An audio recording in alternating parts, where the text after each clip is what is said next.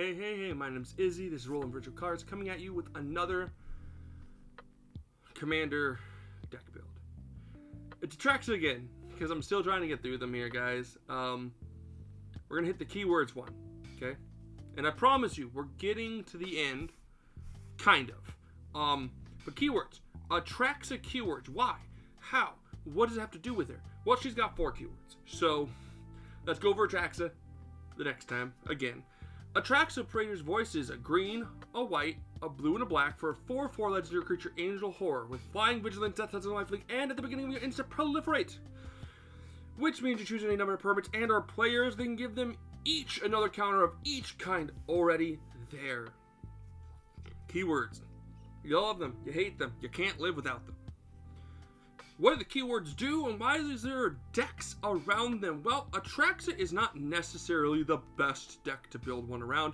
There's ones that actually do stuff with the keywords, but Atraxa does have 4 keywords, therefore turning the other legendaries you could use that would want her in the deck, but couldn't have her in the deck because they're not 4 colors, into something that matters. So, flying is going to give you evasion.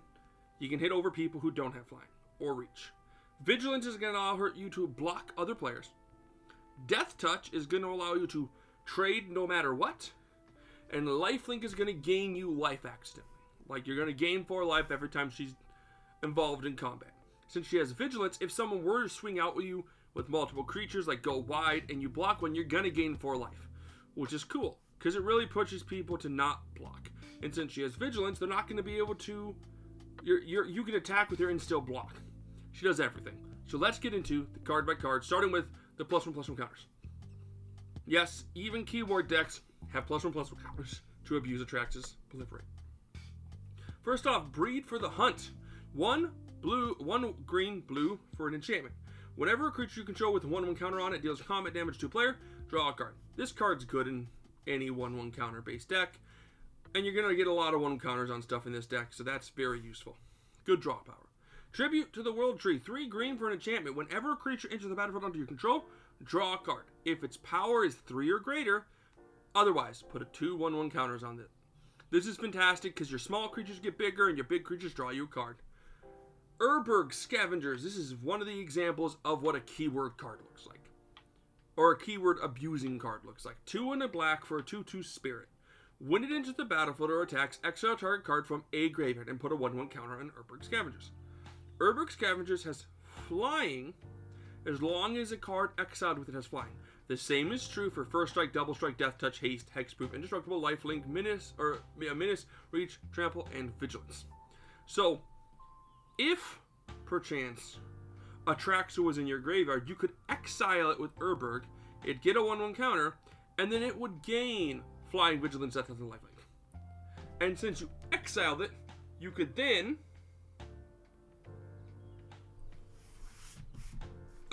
move it back to the command zone. Now, unfortunately, it would not then keep the abilities. So, that's not necessarily what you're doing here. You'll see what you're doing with them with other cards. Mind you, you can also exile your opponent's cards. So, Shalai, Voice of Plenty is 3 and a white for a 3/4 angel with flying. And then you and Planeswalker you control have Hexproof. And then for 4 and 2 white, you can give a 1/1 counter. You can put a 1/1 counter on each creature you control. Angel of Invention is 3 and 2 green, 2 white for a 2/1 angel with soup. What is soup? Soup is at least 3, usually, at least 3 abilities. Keywords. Flying, Vigilance, Lifelink. 3 out of the 4 that Atraxa has. It has Fabricate 2, so it's going to enter either with 2 1/1 counters or 2 servos, and other creatures you control get +1/+1. Nice anthem. The thing is, that's what we're going for. Just a lot of good keywords. Flying, Vigilance, Lifelink on a 2/1 or a 4 on a 2/1 isn't great. But Flying, Vigilance, Lifelink on a 4/3, fantastic. You can hit, you can block, you cannot be blocked. So Archangel Thune has Flying and Lifelink, which isn't quite soup, but it's diet soup, right? 3/4, and whenever you gain life, put a 1/1 counter on each creature you control. Since you're going to be gaining a life a lot, because a lot of your creatures have lifelink, this is very good.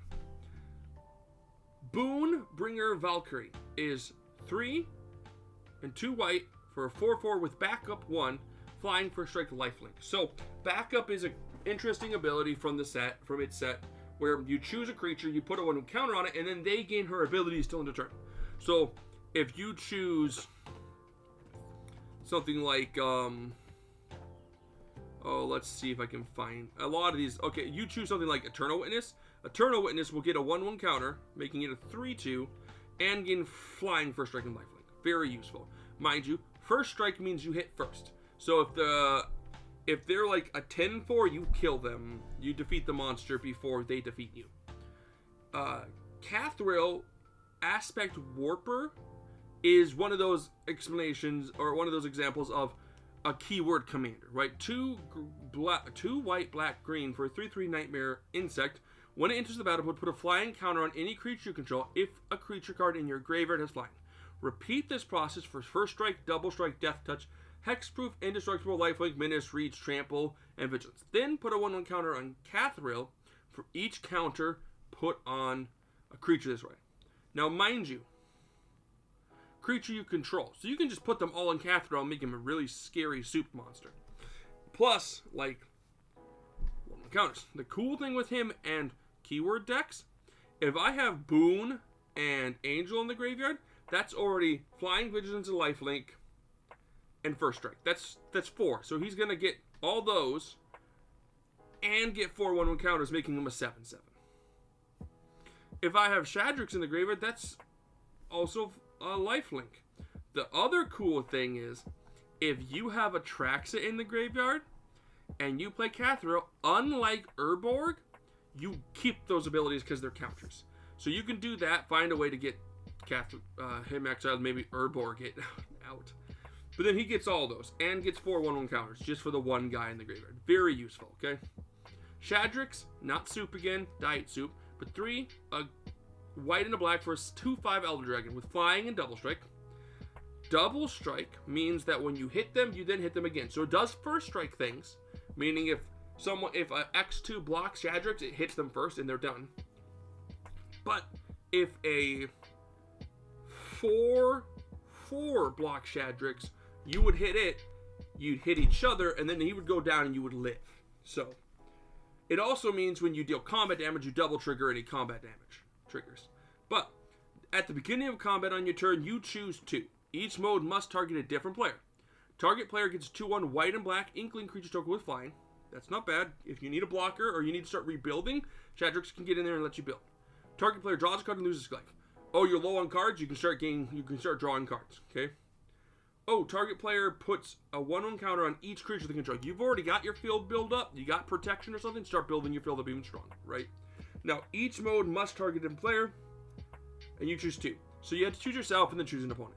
So you're going to help someone out, and that's actually very useful. Shadrax is a fantastic commander because you're friendly to people.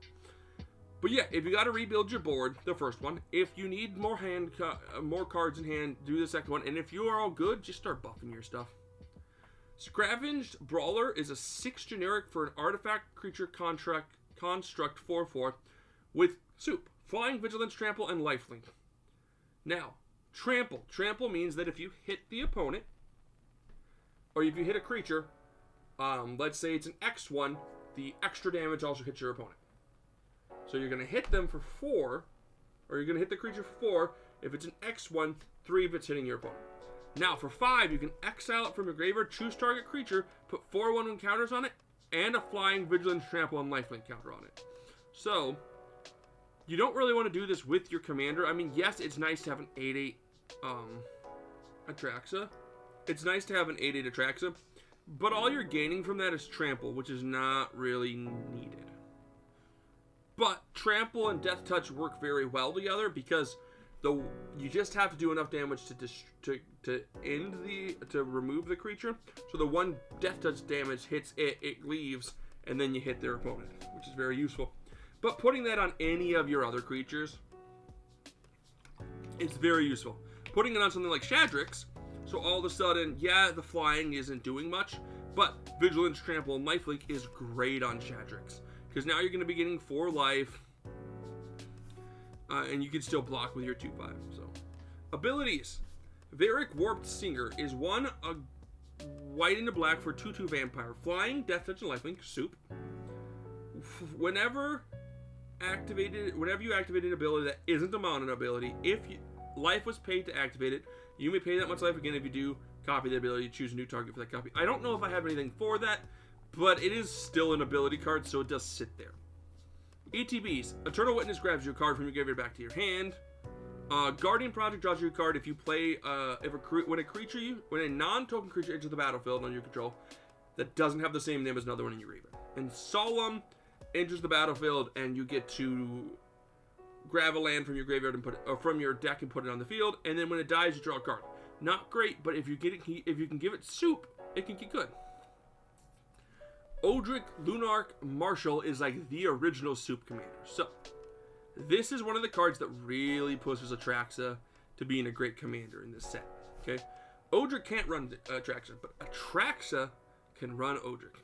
At the beginning of combat on your turn, at the beginning of each combat, not just your combat, but each combat, creatures you control gain first strike until the turn if another creature has first strike. The same is true for flying, death touch, double strike, haste, hexproof, indestructible, lifelink, menace, reach, skulk, trample, and vigilance. Your commander having flying, death touch, lifelink, and vigilance means all your creatures gain that, which is gross on every turn. So no one's gonna attack you. They're gonna have to remove Odric. Alayla, Artful Proctor, has Magecraft and Diet Magecraft, and has soup with flying, death touch, and lifelink. Other creatures you control with flying get +1/+0, so if Odric's on the field, that's great, but it also buffs your commander, making it a 5/4. And whenever you cast an artifact or enchantment, you get a 1/1 blue fairy creature token with flying, which is useful. Ramp, we'll go over the ramp really quickly. Bird of Paradise taps for any color. Wayfarer Bauble grabs you a basic land. Arc Insignia taps for any color. Farseek grabs you a non-forest land. Fellower Stone taps for basically any color. Rampant Growth grabs you any basic land. Steve grabs any basic land. Talisman, all tap for one of two colors depending on the talisman, or colorless. If you tap for the color, you lose a life or take a damage. Chromatic Lantern taps for any color and allows you lands to tap for any color. Commander Sphere taps for any color and you can sacrifice it to draw a card, which means you can tap it, gain a color of mana, sack it, draw a card, and still use that mana. Cultivating Kodama's Reach is the same exact thing. You get a search your library for 2 basic lands, 1 on the field, 1 into your hand. Solemn Simulacrum, like we said, enters the battlefield, go grab a land, put it on the field. Recursion, we have the Eternal Witness, but we also have Rodolph Duskbringer, 5 and a black for a 4/4 legendary creature vampire angel with flying, death touch, and lifelink that is soup. Whenever you gain life, Rodolph Duskbringer gains indestructible into the turn. More soup. At the beginning of your instep, you may pay 1 and hybrid black-white. So black or white. When you do, return target creature card with mana value X or less from your graveyard to the battlefield, where X is the amount of life you gain this turn. Rodolph himself can give you anything that's 4 or less, but with Atraxa, who is also 4 power, you can get 8 or less from your graveyard just for paying 2 mana. Very useful as a great recursion card. Untagged lands. I don't tag lands unless they do something, and my lands normally don't do stuff. Unless there's a land that's very helpful. In this case, I didn't find one. Maybe there is. Maybe I didn't look hard enough. Anyways, Accident Life Gain. Aerial Responder has soup. That is all he is soup. Flying, Vigilance, Lifelink. But Accident Life Gain is great. Now, a lot of people might be wondering, why do I call it Accident Life Gain? The reason being is because you're not on purposely trying to gain life with these cards, guys. They just, Lifelink's there. Cool, I gain life. Moving on with my life. Life Gain, which you will barely ever see in any of my things, are cards that only gain you life and do absolutely nothing else for you. Or, they're cards that require life gain. When I mean require life gain, I mean like when you gain life, pay X, draw X cards. You're no longer accidentally gaining you're aiming to gain life to do something. That's the difference. Metropolis Reformer is 2 and a white for a 2/3 Angel Cleric with Flying and Vigilance. You have Hexproof, and if it is dealt damage, you gain that much life. So if you block with it, as it is Vigilance, and someone strings a 10/10, you're going to gain 10 life, and then it'll die. But you also have Hexproof, which is cool. It is not soup. It's only got 2. Does a lot more, though. Nightwing Scavenger, and Nighthawk Scavenger, and Vampire Nighthawk. Both. It's a retread of him. But Nighthawk's Vampire Nighthawk has flying, death touch, and lifelink. Again, great words for a 2/3. Nighthawk Scavenger does the same thing, but its power is equal to 1 plus the number of card types among cards in your opponent's graveyards. So if they fetched and they played an instant sorcery, that means its power is going to be 4. If they lost a creature, that means its power is 5. If they lost a planeswalker, 6. If they've lost an enchantment, 7. An artifact, 8. And if they lost a battle, 9. That's all the cards. It can get up to a 9/3. You're never going to see a 9/3 because ain't no one playing battles. And if they are, they ain't leaving the field. Let's see. Other ones. Oh, here we go. Gissa. Oh, yeah. Gisela the Broken Blade. 2 and 2 white for a 4/3 legendary creature. Angel Horror with flying, first strike, and lifelink. At the beginning of your end step, if you both own and control Gisela the Broken Blade and a creature named Bruna, the Fading Light, exile them and meld them into Brusella, Voice of Nightmares. I don't actually know if I'm running the other one, because it wasn't necessary. She's here for soup. Oh, Henrika Domnathi. 2 and 2 black for a 1/3 legendary creature vampire with flying. At the beginning of your turn, choose one that hasn't, or comment on your choose one that hasn't been chosen. Choose one that hasn't been chosen. Each player sacrifices a creature. Good interaction. You draw a card and lose life. Nice. Transform it. What does it transform in? Soup! 3/4 with flying, death touch, and lifelink. And for 1 and 2 black, each creature you control with flying, death touch, and or lifelink gets +1/+0 to turn. Yes, that's a monosync. That is a pay 9. All your creatures getting +3/+0, at least a majority of them, including her. And your commander. Very useful. We went over her, we went over him, we got that person, we did this person and that person, and Drogskull Reaver is 5, a white, and a blue for a 3/5 spirit with flying, double strike, and lifelink soup. When you gain life, draw a card. That's very useful. For himself, you're drawing 6 cards. But there is so much lifelink in this deck, sir. You are drawing a lot of cards. A lot of cards. And actually, this deck card would be, mind you, I just added the gain life moniker by in and out of itself. If I still have it, yeah, I'll deal with that later. This would be an example of a gain life card, where you need to gain life to trigger its effect, not accidentally. Have your Thanthums. Here is another example of a keyword soup commander. 5 and 2 white for a 6/6 angel. First strike, flying, first strike, vigilance, and trample. Very good. At the beginning of combat on your turn, at the beginning of each combat, until end of turn, each other creature you control gets +1/+1 if it has flying.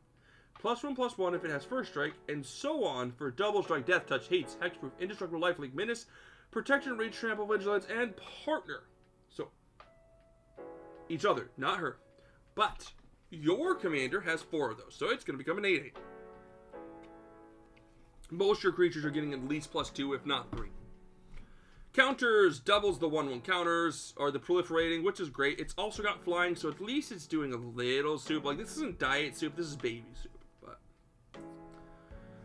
damage, draw, damage. Gix, whenever a creature deals combat damage to one of your opponents, that controller may pay 1 life. If they do, they draw a card that includes you. Draw all the cards for dealing damage. Coastal Piracy, Reconnaissance, the Indominate, Teski, and Orin all do the same thing. Okay.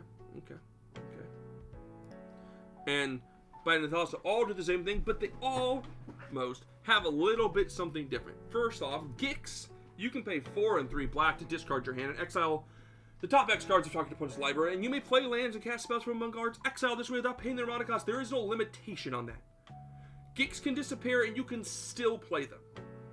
Okay? Literally, you just get them. And you can keep playing their lands. Very useful. Bite into Thassa, you can pay 1 and a black to tap it, and creatures your opponents control attack this turn available, leaving them wide open to die. Do this to people who have flyers. Coastal Piracy has no additional effect. Reconnaissance Mission allows you to cycle for 2.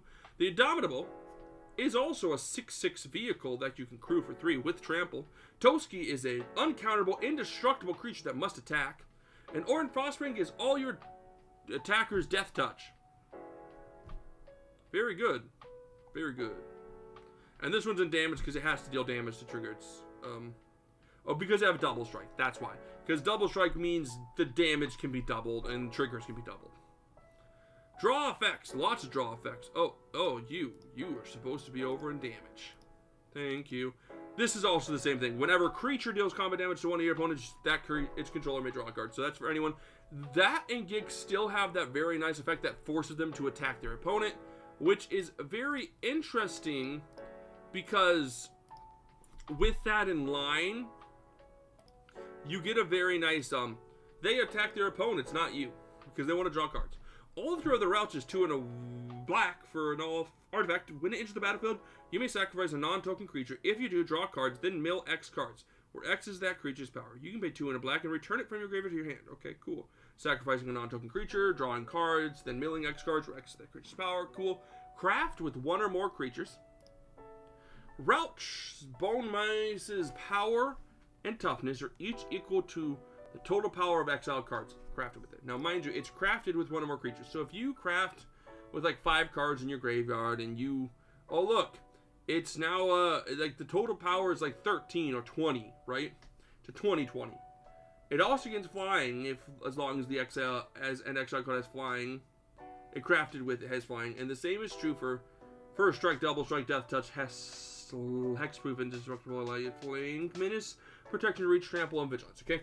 So the cool thing about that is that, yeah, a lot of your creatures have that. So if they're in the graveyard and you get this guy out, like this card's on your side of the field, just as this pointless, like, artifact. Cool. They both, they're white the board. Next turn, 2 and a 2 black. Just, my guy's back. Well, he's big. Well, he 20. And he gonna kill you. So, very good. Blah, blah, blah, blah, blah. Beast Whisperer. Whenever you cast a creature spell, draw a card. Sigarda, Font of Blessing, has flying and other permanents you control have hexproof, which is very useful. And you may look at the top card at a time, and you may cast angel spells and human spells from the top card of your library. You might think, why?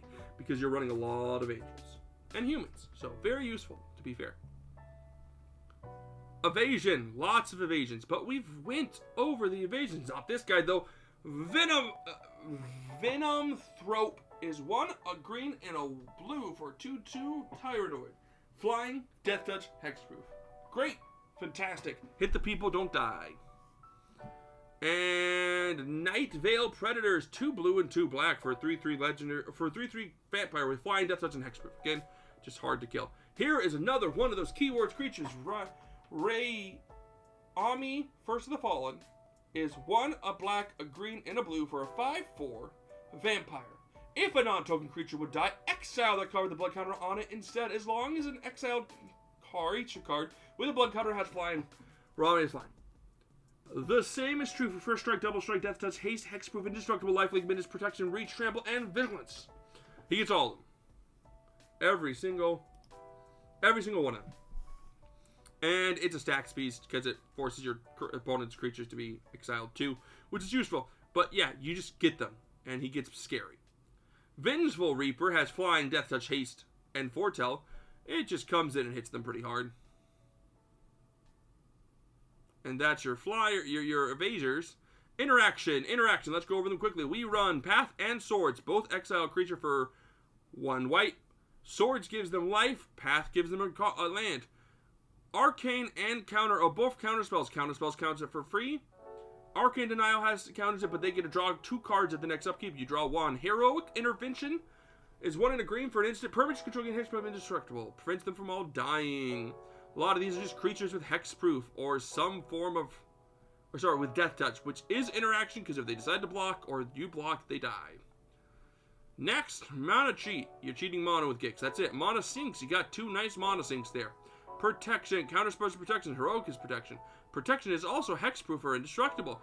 And Lightning Greaves and Swift Boots give haste and shroud and or haste and hexproof, both great for your command.